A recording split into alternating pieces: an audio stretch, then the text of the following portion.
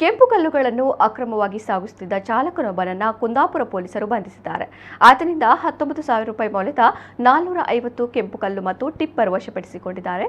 ಬಾಗಲಕೋಟೆಯ ಇಳಕಲ್ ಮುರಾಡಿ ಗ್ರಾಮದ 35 ವರ್ಷದ ಸೋಮಪ್ಪ ಬಂಧಿತ ಆರೋಪಿ.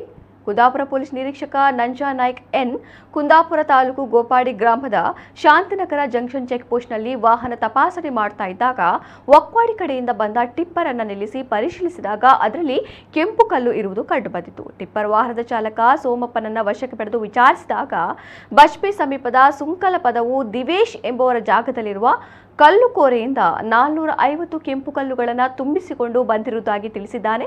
ಯಾವುದೇ ಪರವಾನಗಿ ಇಲ್ಲದೆ ಕೆಂಪು ಕಲ್ಲನ್ನು ಕಳವು ಮಾಡಿ ಸಾಗಾಟ ಮಾಡುತ್ತಿದ್ದ ಆರೋಪದ ಮೇಲೆ ಪೊಲೀಸರು ಸೋಮಪ್ಪನನ್ನ ಬಂಧಿಸಿ ಕೇಸು ದಾಖಲಿಸಿಕೊಂಡಿದ್ದಾರೆ.